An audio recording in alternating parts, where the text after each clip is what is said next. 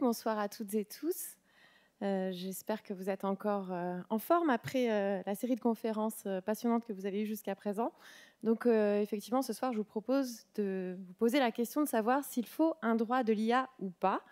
Je le dis tout de suite, c'est une question un petit peu provocante et puis un petit peu biaisée parce que je suis juriste.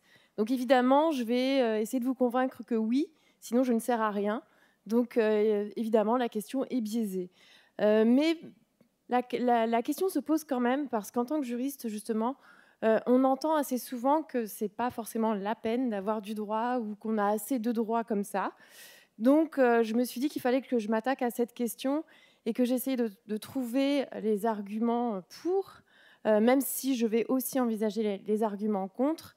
Donc, pourquoi faudrait-il un droit de l'IA? Et une fois qu'on se dit oui, quand même, on a des arguments pour répondre positivement à la question, bah, évidemment, le travail n'est pas terminé. Encore faut-il savoir comment un droit de l'IA devrait se construire. Donc, ce sera la deuxième question que je poserai.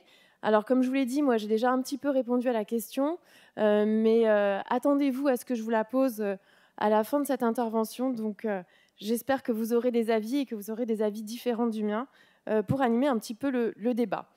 Alors, pourquoi faudrait-il du droit de l'IA? Donc, on va répondre à cette question. Ça génère d'autres questions, en fait, des questions directes et des questions indirectes par rapport au droit, par rapport à l'IA. Et en réalité, effectivement, la question de faut-il un droit de l'IA, on peut se la poser chaque fois qu'une nouvelle technologie émerge ou chaque fois qu'une nouveauté dans la société émerge.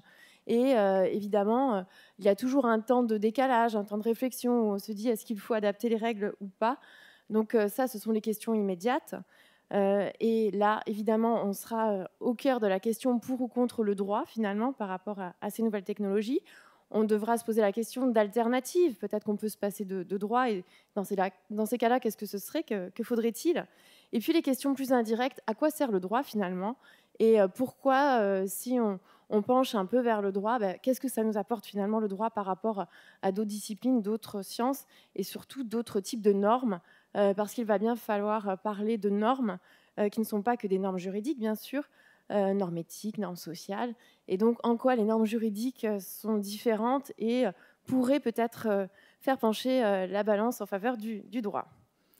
Des questions directes, évidemment. Alors, les débats contre le droit, je ne sais pas s'il y a beaucoup de juristes dans la salle, peut-être que ce serait bien de vous signaler, j'aimerais bien savoir si je suis toute seule ou pas. Oui, j'en connais qui ne se signalent pas. Hein. Donc, il y a 4 juristes dans la salle. Je ne sais pas si vous avez déjà entendu ça, mais on vous dit assez régulièrement pourquoi faudrait-il du droit? On se débrouille très bien. On a des normes, on a des normes dans les administrations, on a des normes dans les entreprises. On sait très bien gérer tout ça. On a des normes en tant que chercheur. Bien sûr qu'on est soumis à de l'éthique de la recherche. On a déjà beaucoup de contraintes. Et donc, ce n'est vraiment pas nécessaire d'en rajouter davantage. On baigne de normes, de normativité. Et ce n'est pas parce qu'il y a des petites nouveautés qu'il faut en ajouter à chaque fois. Donc évidemment, on a a priori plutôt un discours contre le droit qui est assez justifié, hein, je dois dire. Si je me mets à la place des entreprises ou des administrations, c'est vrai qu'il y a beaucoup de contraintes, beaucoup de choses à respecter, beaucoup de normes obligatoires avec des sanctions, beaucoup de process. Donc c'est sûr que tout cela est lourd. Et donc l'idée d'en ajouter davantage, évidemment, n'est pas satisfaisant. Alors, ce qu'on entend plus spécifiquement par rapport à l'IA, ce qu'on entend assez souvent, ça fait un petit peu partie des poncifs. Je pense que je vais égrener un certain nombre de poncifs aujourd'hui avec vous, et puis on va les tester ensemble. Parmi les poncifs, on nous dit ah non, mais le droit, c'est de la contrainte, ça tue l'innovation, donc il n'en faut absolument pas. L'IA est encore émergent, on ne sait pas encore exactement où on va, donc il ne faut pas trop en demander à ce stade. Il faut plutôt avancer, et c'est vrai que les Américains, par exemple, ont plutôt une façon d'aborder le droit où on fait, et éventuellement, s'il y a des effets collatéraux, des effets secondaires négatifs, éventuellement, on va encadrer. En Europe, on a plutôt tendance à encadrer en amont, avant qu'il y ait des problèmes, on essaie de les anticiper. Mais c'est vrai que du coup, on peut se dire qu'il y a peut-être aussi un retard d'innovation pour ce type de différences culturelles et de rapport à la norme. Ça fait partie des poncifs qu'on entend assez souvent. La compétitivité, justement, l'IA, évidemment, génère des enjeux géopolitiques, on le sait, donc on sait que la Chine et les États-Unis se disputent le leadership mondial et la première position mondiale en IA. Et donc, évidemment, si on se dit s'il y a trop de contraintes, trop de normes, on ne sera jamais en capacité d'être les premiers. Donc, ça fait partie des choses qu'on entend très, très régulièrement. Et finalement, ça va dans le sens de dire que le droit tue l'innovation, tue la compétitivité. Le droit est coûteux aussi, c'est ce qu'on entend assez souvent, parce qu'il faut se conformer à beaucoup de choses. Il faut faire des audits, il faut prouver, il faut se soumettre à des régulations, se soumettre à des contrôles. Et effectivement, c'est coûteux. On nous dit aussi droit versus technique. On nous dit non, mais vraiment le droit, ça va pas. C'est pas bien fait. C'est pas un bon type de norme pour encadrer la technique.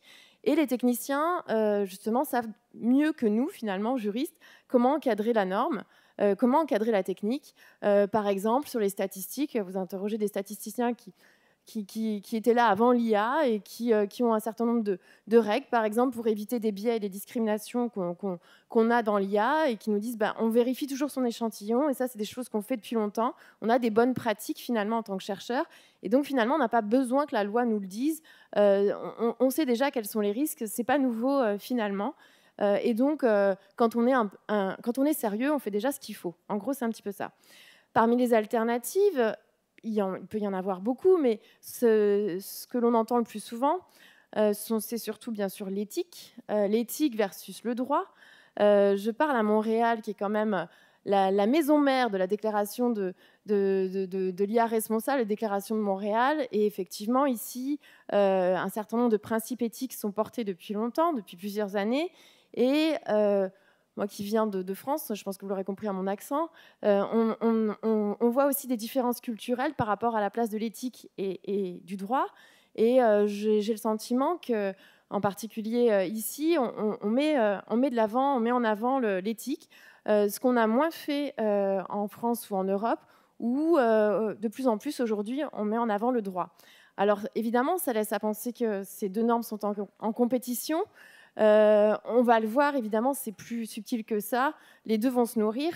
Mais en tout cas, d'un point de vue normatif ou du point de vue des institutions ou du point de vue même des communautés scientifiques qui s'affirment pour encadrer l'IA, on voit qu'il y a un peu le camp des éthiciens, le camp des juristes. C'est un petit peu des choses qu'on voit.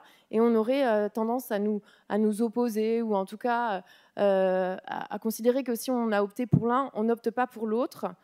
Même chose, les bonnes pratiques. Je parlais des bonnes pratiques des chercheurs en statistique, par exemple. Les bonnes pratiques, les entreprises, les GAFA, hein, les Google, Facebook, Amazon, et Microsoft, etc., Apple, sont les premières en entreprise à avoir adopté des normes éthiques pour mettre en avant des bonnes pratiques qu'elles feraient, qu'elles suivraient depuis longtemps. Donc, ces questions de bonnes pratiques des entreprises ne sont absolument pas nouvelles non plus. Et dans le domaine de l'IA, évidemment, on les retrouve. Ces histoires, cette norme interne, ces bonnes pratiques professionnelles sont à relier, bien sûr, avec l'autorégulation, l'autoréglementation, et l'idée, finalement, qu'on n'a pas besoin du législateur pour nous dire ce qu'il faut faire. Les standards techniques, évidemment aussi, puisqu'on est dans un domaine très technique. Il y a beaucoup de standards de normalisation et de certification. Et finalement, là aussi, on n'a pas besoin d'une norme de droit pour dire ce qu'il faut faire, parce qu'on a l'habitude d'encadrer des process, des procédures, des outils, des systèmes dangereux, que ce soit des systèmes d'IA ou des médicaments, par exemple, parce que ce n'est pas la première fois qu'on met sur le marché des systèmes avec des risques pour la santé des personnes. On a déjà des processus, on a déjà des moyens de contrôle d'ordre technique quand on a affaire à des produits techniques, et on n'a pas besoin que le droit vienne nous le dire. On peut aussi prendre l'exemple de l'aéronautique, par exemple, où il y a énormément de certifications, de normalisation qui sont des règles obligatoires, qui ne sont pas vraiment du droit au sens institutionnel adopté par les législateurs, mais des règles adoptées par les parties prenantes, finalement par l'ensemble des avionneurs à l'échelle internationale, et qui fonctionnent très bien. Donc, dans certains secteurs d'activité, effectivement, on a des alternatives tout à fait tout à fait bonne, hein, tout à fait valable au droit. Donc, évidemment, le droit n'est pas la seule réponse. Alors, ça amène évidemment d'autres questions, des questions plus indirectes. Du coup, vous allez me dire, bon, les juristes, mais elle ne nous a pas vraiment convaincus de l'intérêt du droit jusqu'à présent. Donc, je vais essayer d'inverser un petit peu la tendance et essayer de voir, de rappeler quelques fondamentaux. Pardon pour les juristes qui connaissent très bien ces fondamentaux, mais essayer de voir un petit peu finalement pourquoi on a eu besoin de droit, pourquoi le droit peut encore avoir quand même des choses à dire, à faire s'agissant de technologie, s'agissant d'IA. Très caricaturalement et schématiquement, on peut dire que le droit organise la société, ce sont les règles de vie en société, comme la morale, mais avec un caractère peut-être plus spécifiquement exprimé et éventuellement prescriptif et éventuellement sanctionné. Et pour essayer de tordre le cou, ou en tout cas de nuancer l'argument par rapport à la compétitivité et à l'innovation, il faut voir aussi que le droit apporte de la sécurité juridique et de la sécurité économique. Certes, les entreprises doivent supporter des coûts quand il y a des règles nouvelles, quand il y a du droit à respecter, mais en même temps, elles connaissent les règles du jeu, et à partir du moment où elles les respectent, eh bien, elles peuvent se déployer sur un marché, et finalement, ça va déterminer les contraintes de ce marché. Donc c'est sûr que la contrainte est gênante parce qu'il faut l'intégrer, mais une fois qu'elle est intégrée, on peut se déployer, ça apporte une certaine sécurité. Et s'agissant de l'IA, on sait qu'il y a un certain nombre de risques, des risques sociaux, des risques pour la santé, pour la sécurité. On a besoin de déterminer un marché qui est en train de se structurer un petit peu partout dans le monde, et on a besoin de déterminer ces règles du jeu finalement. Donc si on dit faisons un droit pour essayer d'encadrer le marché de l'IA, c'est un moyen de le faire par rapport aux entreprises aussi, c'est un moyen d'accompagner les entreprises, c'est un moyen de les encourager aussi et de leur dire voici les règles, si vous les respectez, il n'y a pas de problème, vous pourrez mettre votre produit, vos systèmes sur le marché et bien sûr, vous rencontrerez la demande des consommateurs parce que ça va créer une certaine confiance du fait d'avoir posé ces règles. Donc, évidemment, de la sécurité pour les opérateurs, les concepteurs, la sécurité aussi pour des investissements, les investissements privés, bien sûr, des entreprises, mais aussi les investissements publics. Beaucoup d'argent coule pour l'IA, on le sait tous, mais c'est de l'argent public en partie, de l'argent privé aussi. On doit aux contribuables, aux redevables, une bonne utilisation de cet argent. Alors on le doit, nous tous, en tant que chercheurs, on doit évidemment essayer de mener les recherches les mieux possibles, mais de façon plus générale, c'est aussi un moyen de sécuriser les investissements que l'on fait, tant en recherche et développement, qui ensuite passe à l'échelle et se déploie sur le marché. On doit aussi sécuriser ces investissements et la règle de droit peut aider à ça. On peut aussi parler de justice économique parce que je pense que Thierry a beaucoup parlé de la domination des GAFA et du marché numérique et des plateformes en particulier. Et effectivement, le droit peut aussi intervenir sur ces enjeux de justice ou d'asymétrie de pouvoir entre les différents acteurs économiques pour essayer d'apporter un peu de rectifier le marché, ou en tout cas pour essayer de donner la chance aux outsiders et aux alternatives. C'est à ça que sert le droit de la concurrence en particulier, ou encore d'autres règles que l'on peut mettre en place, que l'Union européenne, par exemple, est en train de mettre en place pour permettre aux plateformes et aux autres plateformes autres que les GAFA puissent aussi intervenir sur le marché. Donc le droit est aussi un outil au service de la justice économique. Et bien sûr, je ne l'ai pas mis en premier, mais évidemment j'aurais pu, au service de la justice sociale, parce que je parlais d'asymétrie de pouvoir, ça vaut aussi bien sûr dans les rapports humains, dans les rapports de groupe, des différentes communautés. Le droit sert aussi à la protection des plus vulnérables, sert aussi à protéger contre les biais et la discrimination, et sert aussi à la protection de la vie privée, à apporter de la transparence, de la redevabilité, etc. Vous allez me dire, l'éthique peut aussi le faire, oui, mais dans quelle mesure peut-on s'assurer que l'éthique a bel et bien été respectée et quel contrôle y a-t-il de l'éthique et quelles sanctions y a-t-il en cas de violation des règles éthiques? C'est pas toujours évident que le suivi, si je puis dire, soit mis en place. Avec le droit, normalement, le suivi doit être pensé et la violation de la règle de droit conduit à une sanction. C'est aussi un outil, bien sûr, au service de la démocratie. C'est les règles de vie en société au sens large, hein, d'un point de vue plus macro. On sait que l'IA peut conduire à, enfin, en tout cas certains systèmes d'IA, quand il s'agit de modérer des opinions ou encourager certaines opinions ou fausses informations, peut être aussi un outil clivant et diviseur des sociétés. Si on s'attelle aussi à ces sujets-là, on peut être amené à protéger la démocratie. De façon générale, on dit que le pouvoir va avec la responsabilité. Et quand on parle de responsabilité, si on veut une responsabilité quand même assez ferme et assez consistante, généralement, c'est le droit qui apporte ça. Encore une fois, l'éthique peut amener aussi bien sûr, peut amener une certaine responsabilité qui parfois est plus forte que le droit. Il n'y a pas de problème pour l'admettre, mais c'est peut-être moins systématique et en tout cas moins garanti, moins assuré que si on pense à une règle de droit. Ce que je voudrais surtout signaler, c'est que j'ai parlé de vie privée, j'ai parlé de vulnérabilité, j'ai parlé de discrimination. En fait, on est quand même au cœur de nos sociétés, au cœur de nos valeurs et au cœur des droits fondamentaux. Les droits fondamentaux, là je vais parler en juriste, hein, dans notre hiérarchie des normes, au sommet, frontispice de toutes nos normes. Donc ça veut dire que ce sont les normes qui sont les plus importantes pour nous toutes et tous. Et on sait, il y a énormément d'études qui montrent qu'il peut y avoir des atteintes à ces droits fondamentaux. Je parlais de la vie privée, la discrimination, liberté de manifester, liberté d'opinion. On peut citer beaucoup d'exemples de risques d'atteinte aux droits fondamentaux au travers de systèmes d'IA. Donc, qui dit droits fondamentaux doit dire le système de droit lui-même doit se défendre de ça.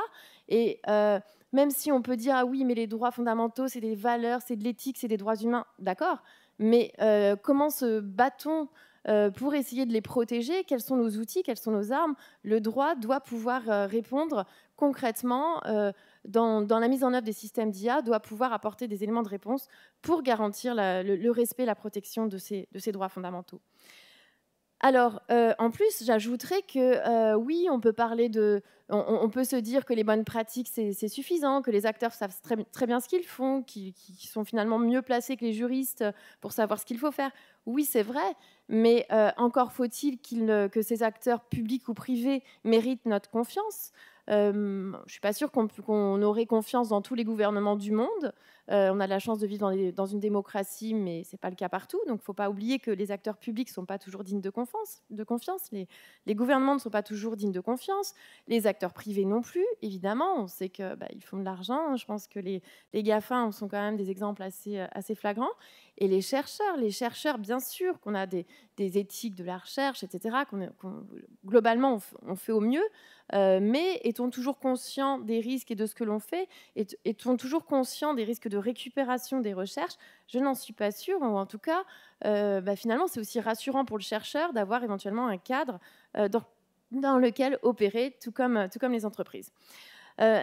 Je parlais de pouvoir, de responsabilité. S'il y a des pouvoirs, il faut des contre-pouvoirs. Et je pense que la société, nous toutes et tous, et au travers de ça, donc l'outil du droit, notamment, bien sûr, est un bon moyen d'apporter ces contre-pouvoirs.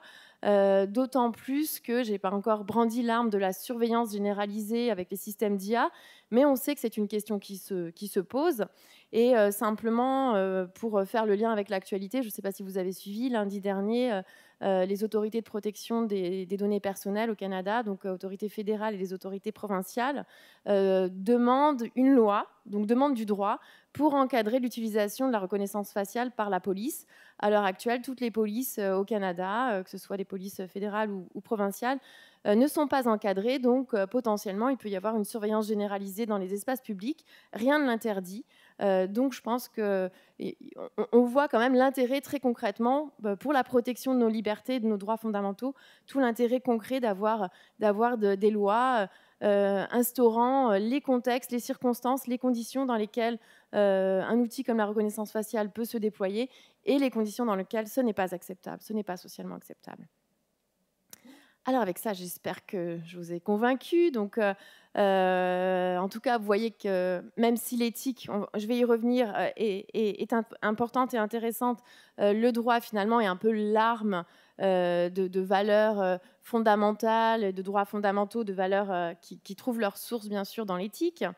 On voit aussi que, ça j'en ai pas parlé, mais les droits, c'était sous-entendu, les droits fondamentaux sont aussi dans la technique. Donc le droit ne peut pas l'ignorer, donc je pense qu'il ne peut pas être mis de côté par rapport au choix que sont amenés à faire des concepteurs et des chercheurs dans l'utilisation des données, par exemple, ou même dans la conceptualisation des systèmes. Avoir en tête qu'il y a toujours des droits derrière. Les jeux de pouvoir, on a parlé de la nécessité d'avoir des contre-pouvoirs et la nécessité pour la société de réagir. Et l'intérêt du droit, c'est évidemment, vous l'aurez compris, sa force obligatoire, éventuellement des sanctions, éventuellement des moyens de contrôle pour s'assurer du respect des normes. Alors, admettons que je vous ai convaincu que le droit était nécessaire. Comment fait-on maintenant ? Parce que finalement, faire du droit, c'est bien, mais tout n'est pas dit. Quand on a dit, OK, faisons du droit, faisons un droit de l'IA. Très bien. Comment fait-on ? Donc, soit on se base sur le droit commun, donc le droit qui existe déjà, et on se dit, approchons les choses avec ce que l'on a, et puis éventuellement, faisons du droit par branche d'activité, par secteur d'activité, et ajoutons la dimension IA, et voyons en quoi, pour chaque secteur, ce que l'IA change, et peut-être qu'il faut 2-3 petites règles en plus pour encadrer ça. Ça, c'est une façon de voir. On peut aussi se dire qu'il nous faut un droit spécial, vraiment un droit de l'IA qui fait que l'IA et qui s'adresse aux problèmes d'IA, des problèmes de biais, de transparence, de gouvernance des données, etc. Et donc là, il nous faut un droit en tant que tel. Mais même quand on se dit qu'il nous faut un droit spécial, est-ce qu'à l'intérieur, on envisage les choses de manière transversale ? Ou est-ce qu'on se dit, oui, mais enfin, c'est peut-être pas la même chose, les systèmes automatiques utilisés par l'administration et la reconnaissance faciale, par exemple. Donc, même à l'intérieur de cette hypothèse-là, on peut encore avoir la question de la subdivision. Donc, j'ai aucune idée du temps qu'il reste, et comme je voudrais vous entendre, je vais essayer de pas aller enfin, je vais essayer de pas perdre trop de temps. Si on considère le droit commun, ça veut dire qu'on regarde le droit qu'on a déjà, et on sait que l'IA suppose l'utilisation des données. Alors, on va se dire, oui, on a du droit des données, on a la protection des données personnelles. Et d'ailleurs, toutes les législations, enfin, tous les législateurs partout dans le monde ont d'abord commencé par moderniser, par revoir leur législation sur la protection des données personnelles. Donc l'Europe l'a fait, le grand règlement général de protection des données est un peu le standard international qui sert de modèle ailleurs, qui a servi de modèle pour la réforme au Québec. Le Canada, j'espère, va bientôt le faire parce que le projet de loi de l'année dernière n'a pas abouti. Donc vous voyez, on envisage quand même la protection des données et ce faisant, on envisage les systèmes automatiques qui utilisent des données personnelles. Donc, c'est un moyen par là de commencer à rentrer un petit peu dans l'IA, ou en tout cas dans les systèmes automatisés qui prennent des décisions par rapport à des individus et donc qui utilisent des données personnelles. Donc, on commence un petit peu à le faire. On commence aussi à réfléchir au partage des données, donc tout ce qui est data trust, fiducie des données, etc. Et là, au Québec, on a le projet de loi 19 sur les données de santé et sur les questions de gouvernance, de partage entre les différentes institutions de santé et la façon dont on peut se faire confiance pour à la fois respecter la protection des données, mais aussi permettre le partage pour faire avancer la recherche, évidemment. Donc, vous voyez, quand on se dit qu'il faut partager beaucoup de données, des données de qualité, évidemment, derrière, on pense à des systèmes d'IA, on pense au machine learning, et donc, on pense améliorer les connaissances, pouvoir faire des inférences de qualité avec des données de qualité au travers de ces règles de partage de données, au travers de règles de confiance. On commence aussi, bien sûr, à y penser par secteur d'activité, le secteur de la banque et de l'assurance. Ce sont les premiers secteurs qui ont utilisé à outrance le profilage et puis les données métriques sur les individus. L'administration aussi. Donc, au Canada, il y a une directive sur la prise de décision automatisée par les agences fédérales. Au Québec aussi, il y a également aussi des politiques, des lignes directrices en la matière. On peut aussi s'intéresser aux règles sur la sécurité des produits en se disant finalement, il y a d'autres produits, je citais les médicaments tout à l'heure, mais il y a d'autres produits comme les dispositifs médicaux par exemple, qui sont aussi des produits dangereux pour la santé, pour lesquels on a quand même réussi à avoir un processus d'encadrement et de protection de la santé et de mise sur le marché. Donc on peut peut-être s'inspirer de ça et puis se dire on va avoir des processus de sécurité des produits comme ce qui existe déjà. Donc c'est une autre façon d'essayer de réguler. Et puis aussi, on peut, ça c'est aussi notre question, donc on peut ne pas prendre du droit spécial, mais simplement augmenter les compétences ou les pouvoirs des autorités de régulation qui sont déjà là. C'est un petit peu la démarche des Américains. Les Américains, souvent, ne prennent pas des lois au Congrès parce que c'est toujours très lent, très difficile. Donc, ce qu'ils font, en attendant, c'est qu'ils donnent plus de pouvoir ou les régulateurs eux-mêmes se donnent plus de pouvoir. Et en matière algorithmique, la FTC, la Federal Trade Commission, qui a compétence en matière de protection des données personnelles, de droit de la concurrence et de droit de la consommation, a elle-même indiqué sur son propre site Internet qu'elle allait considérer les algorithmes, les processus de décision algorithmique dans le domaine de la banque, par exemple, pour voir s'il y avait la protection des consommateurs était bel et bien respectée. Donc c'est une autre façon de faire, c'est beaucoup plus discret, mais c'est aussi une façon d'encadrer l'IA qui commence déjà à être utilisée. Et puis, je dirais qu'il y a une autre façon de faire, qui est un peu la façon de faire de l'Union européenne, qui veut se situer entre la Chine et les États-Unis, qui veut protéger un certain nombre de valeurs et de droits fondamentaux, et qui veut faire un petit peu, peut-être qu'on pourrait nous le reprocher, qui veut faire peut-être un peu de droit spectacle, spectaculaire, en disant attention, voici notre grosse règle de droit, comme on a fait en matière de protection des données. Je vous disais que le règlement général de protection des données était devenu le standard international. C'est un petit peu, voilà, voici notre grosse règle, à grand renfort de communication et aussi d'effet extraterritorial de la loi. On arrive finalement à imposer un petit peu sa règle de droit ailleurs dans le monde. Et c'est le pari qui est fait aujourd'hui avec la proposition de règlement qui a été publiée par la Commission européenne en avril dernier, en avril 2021, pardon, qui n'est pas encore adoptée, mais qui est déjà extrêmement suivie par tous les gouvernements du monde. Donc, on ne sait pas si les autres gouvernements vont suivre ou pas, mais en tout cas, c'est quelque chose qui ne peut pas être ignoré dans la perspective géopolitique et de compétitivité internationale que j'évoquais tout à l'heure. Donc, on le voit, l'Union européenne veut un droit spécial, veut plutôt un droit dur avec des sanctions dures, mais à l'intérieur de ça, on voit aussi que on peut avoir différents degrés normatifs, même si on fait ce choix-là, on peut avoir certaines dispositions qui sont un peu plus de droit souple. Et on peut avoir finalement aussi un certain rôle des parties prenantes au sein même de textes qui ont pourtant l'air d'être du droit dur imposé par le haut, imposé par les législateurs. Parce que dans ce texte de loi, en particulier, il y a une grande place laissée à la certification et à la normalisation. Et là, ce sont les acteurs privés qui vont élaborer la norme. Donc, on voit qu'il y a une certaine complexité. J'ajouterais aussi qu'au sein de ce type de texte aussi, on peut avoir de l'éthique et de la technique. Certaines règles, par exemple, il y a des règles sur la gouvernance des données qui sont extrêmement techniques, où on vous dit comment doit être l'échantillon de données, la représentativité, il faut le compléter, s'il est biaisé, s'il y a des sous-représentations. Donc, c'est des règles techniques assez précises. On va aussi parler du contrôle humain qui fait partie des règles éthiques. Donc vous voyez que finalement le droit peut aussi intégrer de l'éthique et de la technique. Et finalement, c'est la question que je posais au début, est-ce qu'il faut l'un ou l'autre? Et peut-être un faux problème. Il faut certainement un petit peu de tout. Je voudrais, encore une fois, j'ai aucune idée de l'heure, donc je voudrais terminer en vous parlant de je ne sais pas si vous arrivez à voir, mais il y a aussi quelque chose d'important, il me semble, dans l'IA et dans la façon de produire de l'IA aussi, surtout de brander l'IA ou de parler de l'IA. L'idée que les produits, les systèmes d'IA sont les mêmes partout, il faut les mêmes produits pour tout le monde, on a tous des téléphones intelligents avec les mêmes applications, partout dans le monde c'est pareil, les logiciels d'éducation sont les mêmes, donc voilà, il y a vraiment l'idée qu'un seul produit vaut pour tout le monde, et qu'on a tous les mêmes problèmes, les mêmes besoins, et que la Silicon Valley va nous sauver en nous apportant le produit qui nous convient. On sait très bien que, évidemment, on n'a pas forcément tous les mêmes besoins, les mêmes problèmes et les mêmes envies.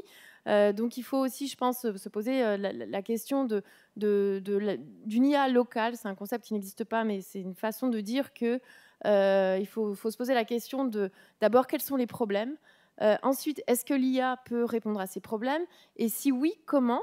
Et si on dit oui, il nous faut des systèmes d'IA, il faut certainement que les personnes à qui la solution d'IA va s'appliquer participent au processus de solution, participent à la réponse donnée par l'IA, et que les données utilisées soient des données locales pour espérer que le système fonctionne bien.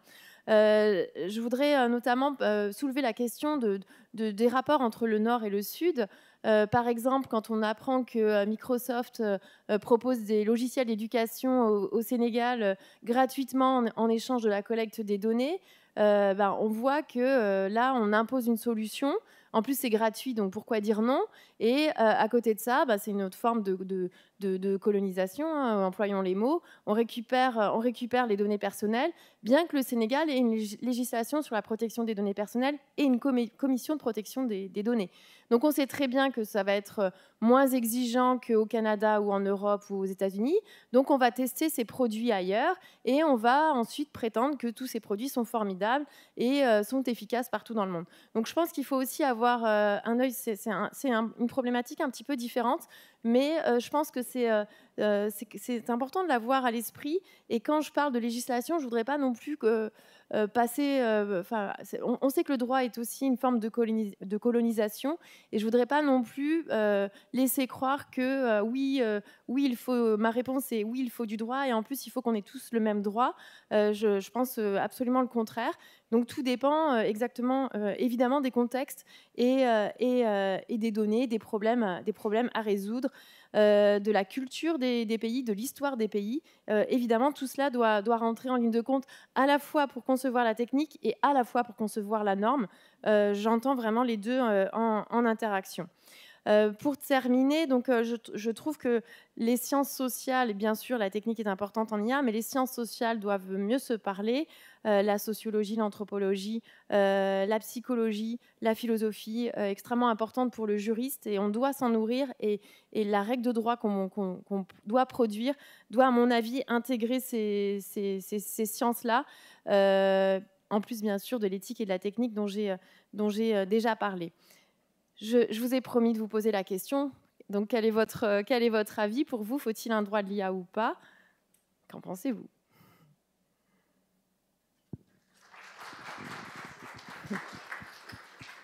Vous n'échapperez pas à la question comme ça, hein. Je laisse ceux qui veulent répondre à cette question venir s'approcher du micro juste là. Vous n'osez pas dire non, il ne faut pas de droit. C'est la séance de questions qui devient la séance de réponses. C'est ça. Je viens piquer des idées. En fait, moi, je viens de l'autre côté. Je suis en bioéthique, puis je m'intéresse à toutes les questions de droit. Donc, c'est vrai que les deux s'alimentent l'un l'autre. Et je me demandais, en fait, si, pour l'avenir, c'est vraiment, comme le droit est toujours un peu à la remorque des technologies, parce qu'il en fait, il est solide, sa force, c'est aussi un peu sa faiblesse, dans le sens qu'il s'adapte moins rapidement, plutôt que l'exemple éthique. Je me demandais si, en fait, vraiment, cette coopération, c'est vraiment, en fait, la clé, dans le sens que partout où l'éthique va d'abord embarquer, l'endroit où on voit où il y a vraiment, en fait, soit des préjudices, ou en fait, où ça a besoin d'être plus dur, c'est là que viendrait le droit. En fait, il prendrait simplement pas les parties d'ombre, mais les endroits où c'est vraiment plus problématique, puis l'éthique resterait l'autre partie. Je me demandais Fait que dans le fond, oui, il faudrait vraiment du droit parce qu'il y a beaucoup de choses qui demandent. En fait, comme vous l'avez dit, l'éthique n'est pas répressif ou coercitif assez pour certains trucs. Donc, je me demandais si ça, en fait, je dirais oui, en fait, répondre à la question, oui, il faudrait un droit. Puis je le mettrais en fait aux endroits où l'éthique devient trop faible et aussi pour laisser le temps au droit de prendre sa place, en fait. C'est très intéressant. Je suis assez d'accord pour avoir ces critères de complémentarité, temporalité. Effectivement, c'est ce qu'on voit pour l'IA. En effet, on a beaucoup parlé d'éthique d'abord avant de parler du droit. Néanmoins, moi, je dois dire que quand on parlait d'éthique, en fait, on parlait de droits fondamentaux. Donc pour moi, c'était déjà du droit. Donc c'est aussi une question de vocabulaire. Quand on parlait d'égalité ou de non-discrimination, pour moi, voilà, ça existe déjà dans du droit. Donc le vide juridique, j'y crois moyennement, parce que c'est vraiment toute la question du droit commun et du droit spécial. C'est pas parce qu'on a du droit spécial qui s'appelle IA qu'on n'a rien du tout. On a du droit des données. Alors déjà, si on respecte la protection des données personnelles, déjà, ça évitera de faire du profilage n'importe comment. Et d'avoir des usages peut-être très négatifs sur les individus. Donc il y a quand même déjà des choses. Il y a des principes de transparence aussi qui existent déjà dans l'administration, par exemple. Donc il y a déjà des choses en droit commun qu'il faut considérer. Donc il ne faut pas partir du principe qu'il n'y a rien et que tout à coup, il faut réinventer la roue et se dire « ah oui, on a besoin de choses ». Déjà, il y a souvent du droit. Très souvent, c'est à la marge ou quand la technologie présente certaines particularités. Ou quand l'éthique, effectivement, voit des limites qu'on n'aurait pas forcément vues. Donc c'est pour ça qu'il faut penser ensemble que les juristes arrivent bien à comprendre la technologie, au moins les caractéristiques, et que effectivement l'éthicien vient dire oui, là, on voit qu'il y a des choses particulières qu'on n'a pas l'habitude de résoudre, et là, en effet, il faudrait y penser. Vous voyez, donc le critère de temporalité, oui, en principe, mais à nuancer. Et puis la complémentarité que vous évoquez, elle me paraît tout à fait intéressante. Sinon, oui. j'aurais une autre question, en fait. C'est, est-ce que vous prévoyez que le modèle européen, je pense que c'est les RGDP, ou je ne m'en souviens plus exactement, est-ce que vous pensez que ça va vraiment comme un modèle qui pourrait s'appliquer aussi, par exemple, en Amérique du Nord ou, en tout cas, les entreprises canadiennes qui vont vouloir mettre des systèmes d'IA sur le marché européen seront soumis à ce futur texte. Donc, c'est un marché de 450 millions de consommateurs avec un niveau de vie relativement élevé. C'est quand même un marché intéressant pour les Canadiens et les Américains. Donc, de fait, même si le Canada ou les États-Unis n'embarquent pas avec une règle similaire, les entreprises vont devoir plus ou moins se conformer à la norme la plus élevée. C'est exactement ce qui se passe avec, comme je le disais, avec la protection des données, où même si les législateurs n'ont pas forcément suivi, les Américains n'ont pas suivi du tout, mais les entreprises américaines qui font des affaires avec l'Europe ont suivi nécessairement. Donc, il y a ce qu'on voit aussi du droit, ce que font les législateurs, et ensuite les entreprises qui voient les marchés. En fait, on parlait de compétitivité, d'opportunité.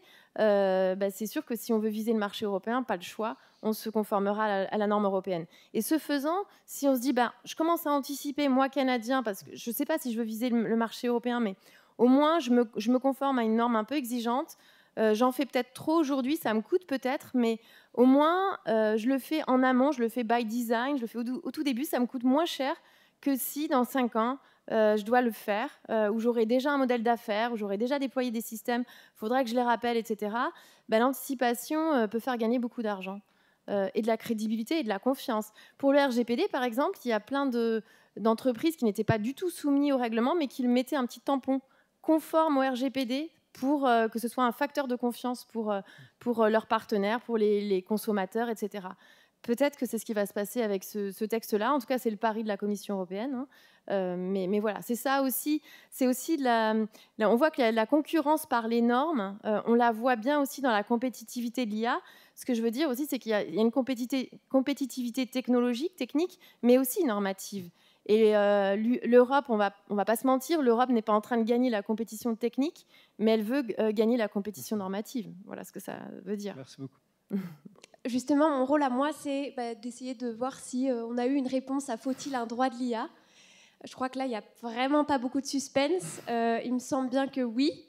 Parce que malgré les clichés, malgré en tout cas les clichés ou les clichés vérifiés qui seraient plutôt contre et qui diraient que le droit apporte trop de contraintes à la compétitivité, par exemple, comme on a pu le voir, qu'on a déjà des bonnes pratiques, qu'on a déjà des standards techniques, et malgré aussi le fait qu'il existe d'autres choses comme notamment des normes éthiques et d'autres normes. En fait, malgré cela, apparemment, le droit serait quand même utile.